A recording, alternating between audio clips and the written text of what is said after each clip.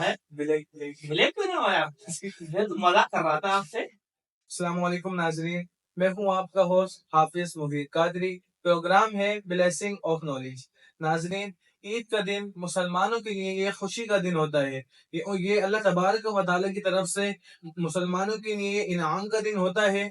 ان مسلمان لوگوں کے لیے جنہوں نے رمضان مبارک کے مہینے میں رمضان مبارک کے روزے رکھے، نماز تراویح پڑھی، اللہ تبارک و تعالیٰ کے احکامات کو بجایا. اللہ تبارک و تعالیٰ کی طرف سے ان مسلمانوں کے لیے عید کا دن تحفے کا دن ہوتا ہے، یہ خوشی کا دن ہوتا ہے. اللہ تبارک و تعالیٰ سے دعا ہے اللہ تبارک و تعالیٰ ان تمام مسلمان بھائیوں کی عبادات کو، ان کے روزے کو، ان کو تراویح کو اپنی بارگاہ میں قبول فرمائے.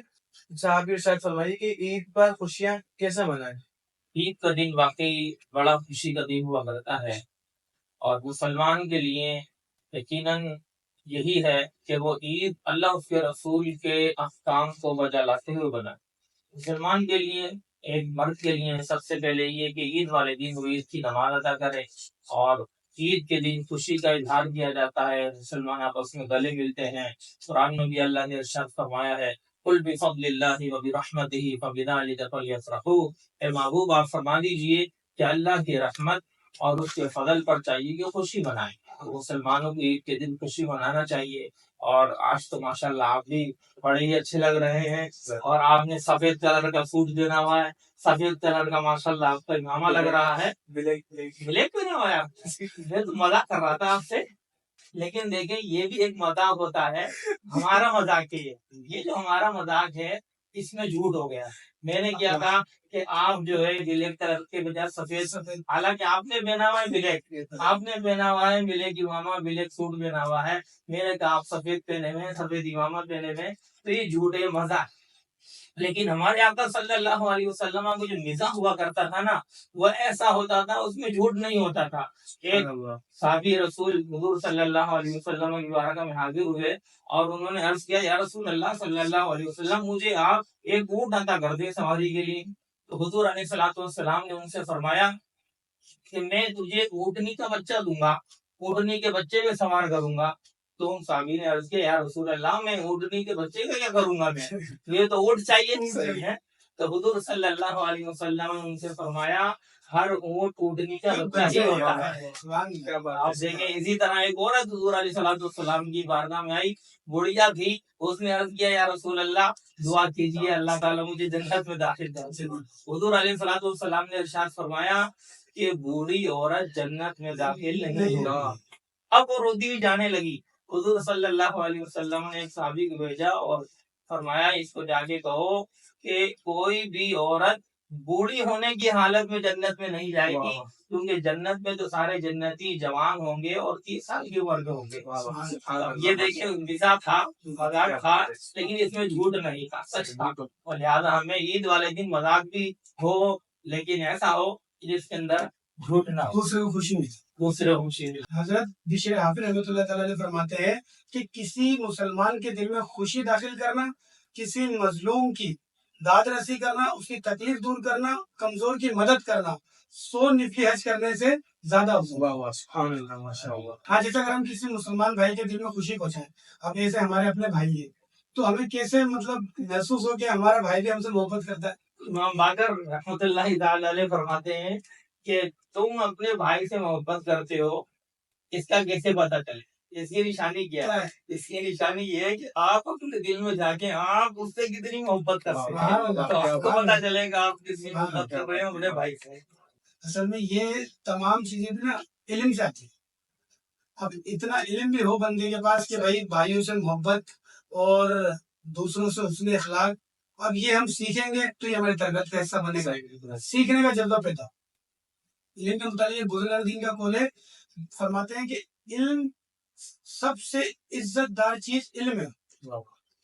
بادشاہ لوگوں پر حکومت کرتا ہے اور علماء بادشاہوں پہ حکومت کرتے ہیں. بادشاہ جو ہوتے ہیں یہ دنیا دار ہوتے ہیں. تو اب یہ دنیا داروں کے لیے جو بادشاہ ہے یہ وقتی ہے، جو علماء ہوتے ہیں وہ ان کی دنیاوی بھی اور اخروی بھی دونوں رہنمائیاں کر رہے ہوتے ہیں. بالکل. امام جعفر صادق رحمۃ اللہ تعالی علیہ بیان فرماتے ہیں کہ اللہ تعالی ارشاد فرماتا ہے کہ دنیا جو میری عبادت کرتا ہے تو اس کی خدمت کر، اور جو تیری خدمت کرتا ہے تیری پیچھے جاتا ہے تو اس کو تھکا تھکا دے۔ کیا بات ہے سبحان اللہ۔ اب آپ دیکھ لیجئے کہ جو اللہ کی عبادت کرے گا اللہ تعالیٰ اس سے دنیا عطا کر ہی دے گا۔ آج ہم نمازوں کو چھوڑ رہے ہیں، روزوں کو چھوڑ رہے ہیں، ابھی رمضان المبارک کا بابرکت مہینہ ہمارے پاس سے گزرا ہے، بہت سارے لوگوں نے نمازیں چھوڑ دی ہوں گی، بہت ساروں نے روزے بھی رکھے ہوں گے، لیکن دیکھیے بیان کیا جا رہا ہے کہ انہوں نے روزے کیوں چھوڑے، نمازیں کیوں چھوڑی؟ کاروبار میں، کیونکہ بھائی رمضان کا مہینہ تھا، کمانے کا مہینہ تھا، ہمارا تو سیزن تھا، خوب کما لیا، لیکن انہوں نے عبادت چھوڑ دی تو اب وہ دنیا کے پیچھے جا رہے، تھک گئے، لیکن پھر بھی دنیا نہیں ملے گی۔ لیکن ایسے امام کبیر احمد رفاعی رحمۃ اللہ تعالی علیہ فرماتے ہیں کہ خوشی مطلب کتنے ہی خوش ہونے والے ایسے لوگ ہیں جن کی خوشی ان کے لیے مصیبت ہے۔ مطلب اس موضوع کے مطابق کتنے ہی خوش ہونے والے ایسے لوگ ہیں جن کے لیے ان کی خوشی ان کے لیے مصیبت بنتی ہے۔ مطلب وہ خوشی کا دن تھا کہ رمضان آیا، خوش ہو، اللہ کی عبادت کرے، پر وہ محروم رہے۔ پھر عید خوشی کا دن ہے تو عید کو غفلت میں گزار دیتے ہیں، سینما کی طرف رخ کر لیتے ہیں اور گناہوں والے کام کر لیتے ہیں کہ عید کا دن ہے، اس دن رشتہ داروں سے ملنے کا دن ہے، عید کی بخشوں کو تقسیم کرنے کا دن ہے، شفقت بانٹنے کا دن ہے، محبت تقسیم کرنے کا دن ہے۔ اس دن پہ عداوتیں لے کے بیٹھتے ہیں کہ ہم ان کے گھر نہیں جائیں گے، ہم ان سے ہمارا رابطہ نہیں ہے، ان سے ہماری بول چال ختم ہو چکی ہے۔ مطلب اس کو ہم محبت کو کیسے بڑھائیں؟ ان رنجشوں کو عید والے دن تو ختم کریں کم سے کم۔ بالکل ختم ہونی چاہیے۔ یہ تو سمجھ لیجیے یہ تو ایک رشتے داری والا معاملہ آ جاتا ہے۔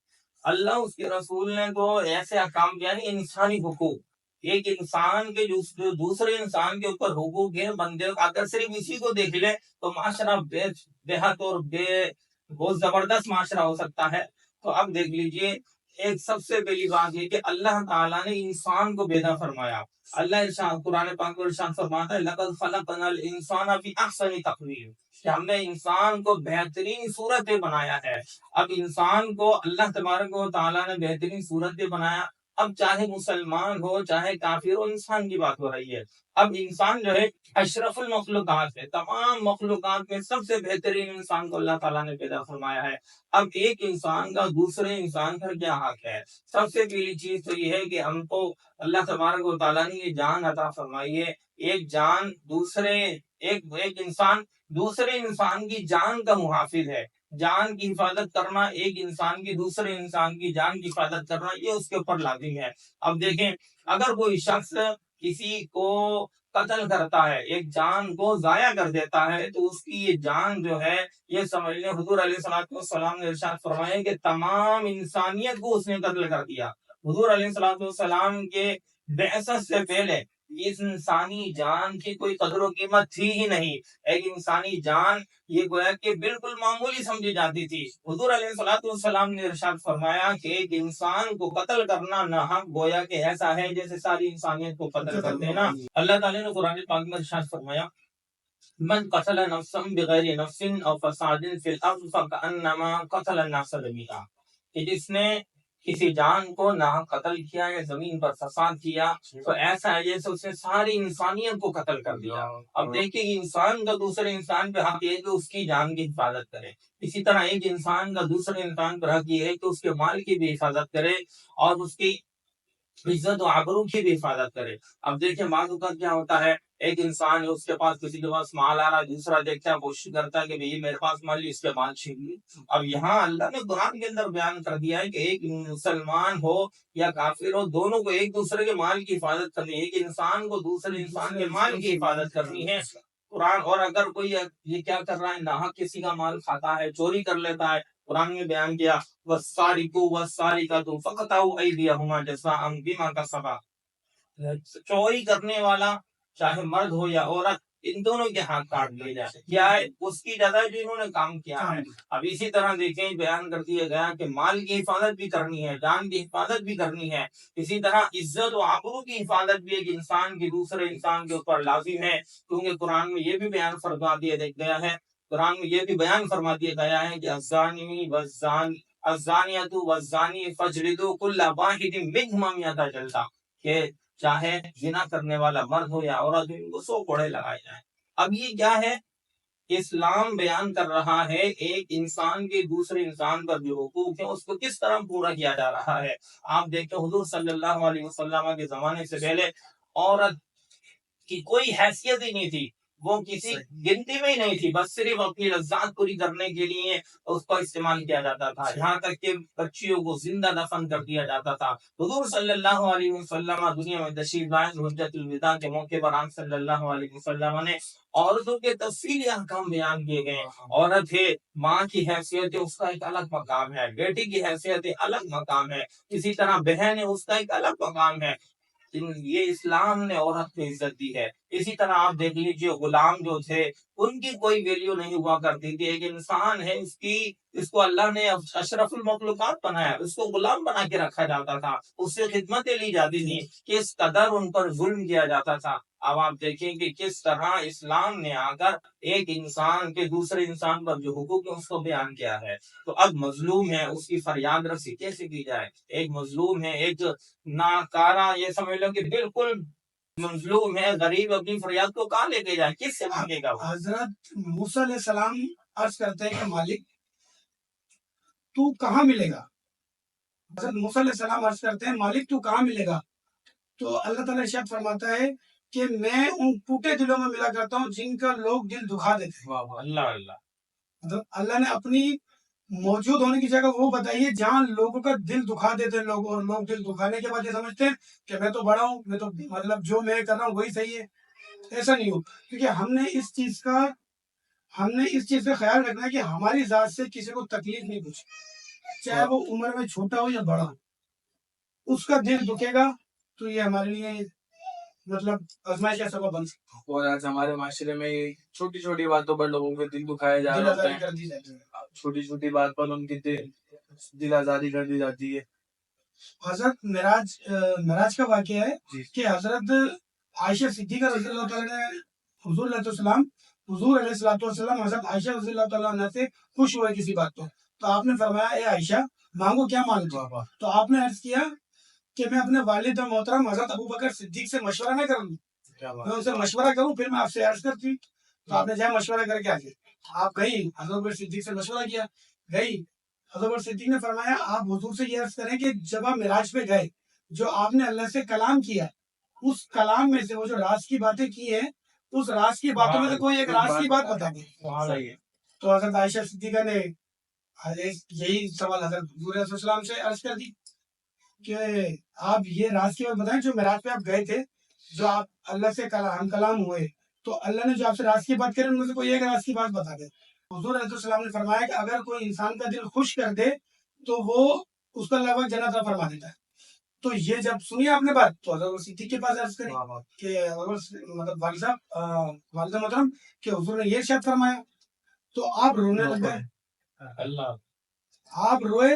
تو عائشہ رضی اللہ تعالیٰ نے عرض کیا آپ رو کیوں رہے؟ آپ نے فرمایا کہ آپ نے اس قول کا ایک رخ دیکھا ہے، اس کا دوسرا رخ یہ ہے کہ اگر کسی انسان کا دل کوئی جوڑ دے اس کو جنت عطا فرما رہا ہے، اور کسی انسان کا کوئی دل دکھا دے تو اس کو دوزخ. اس کا کتنا بڑا گناہ اس کے سامنے ہے. یعنی ہمیں کسی کا دل نہیں دکھانا.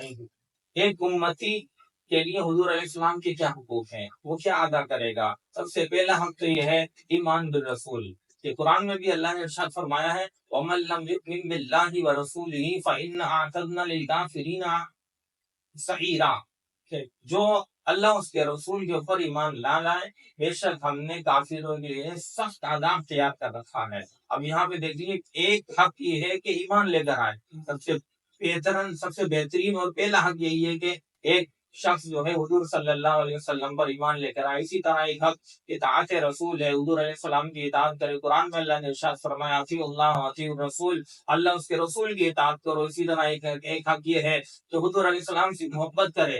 اور حضور علیہ السلام نے خود ارشاد فرمایا ہے لا یؤمن احدکم حتی اکون احب الیہ من والدہ وولدہ والناس اجمعین، کہ تم میں سے کوئی اس حد تک کامل مومن ہو ہی نہیں سکتا جب تک کہ میں اسے اس کے ماں باپ اس کی اولاد سے زیادہ محبوب نہ ہو جاؤں. اسی طرح حضور علیہ السلام کا ایک حق یہ ہے کہ حضور صلی اللہ علیہ وسلم کی اطاعت و فرما برداری کرے، اس سنت کی پیروی کی جائے. حضور علیہ الصلوۃ والسلام کی پیروی، حضور فرماتے ہیں من حب سنتی فقد حبنی من حبنی فقد معی فی الجنہ، کہ جس نے میری سنت سے محبت کی اس نے مجھ سے محبت کی، اور جس نے مجھ سے محبت کی وہ جنت میں میرے ساتھ ہوگا. تو مین چیز کیا ہے؟ سب سے پہلا حق ہے ایمان. کہ حضور صلی اللہ علیہ وسلم پر ایمان لے کر آنا. الحمدللہ ہم ایمان لے کر آ کر مسلمان ہیں. اب یہ ہے کہ ہم اس ایمان کی حفاظت کریں. عید کے دن کی بات آئی ہے تو ایمان کی حفاظت ہمارے بزرگان دین کیسے کیا کرتے تھے. حضرت شیخ عبد القادر جیلانی قطب ربانی کے دل نورانی شہباز علامہ رضی اللہ تعالیٰ عنہ کا قول مجھے یاد آ گیا. آپ فرماتے ہیں لوگ کہہ رہے ہیں کل عید ہے کل عید ہے، میرے لیے تو عید کا دن وہ ہوگا کہ جس دن میں دنیا سے اپنا ایمان سلامت لے کر جانے ہوگا. جی ناظرین، عید کا دن بھی ہمیں یہی پیغام دیتا ہے کہ ہم اللہ تبارک و تعالیٰ کی فرما برداری اور اس کے اطاعت والے کاموں میں گزاریں. یہ اس کے برعکس نہیں کہ ہم اس کی نافرمانی میں پڑے رہیں یا نمازیں اپنی قضا کریں، نمازیں چھوڑیں. تو ان تمام چیزوں سے بچنا ہے. اور عید کا دن ہمیں ایک پیغام یہ بھی دیتا ہے کہ جو رشتہ دار ہم سے، جنہوں نے ہم سے تعلق توڑا ہوا ہے، جو ہم سے ناراض ہیں، ہم نے ان سے جا کر ملنا ہے. ہم نے ان کی جو بھی غلط فہمی ہے ان کو دور کرنی ہے. کیونکہ حضور علیہ السلام نے فرمایا کہ جو تم سے ناتا توڑے تم اس سے جوڑو، جو تمہیں محروم کرے تم اس کو عطا کرو، اور جو تمہیں تکلیف دے تم اس کو معاف کر دو. اللہ تبارک و تعالیٰ سے دعا ہے اللہ تعالیٰ ہم سب کو عید کی خوشیاں عطا فرمائے. جزاک اللہ خیرہ.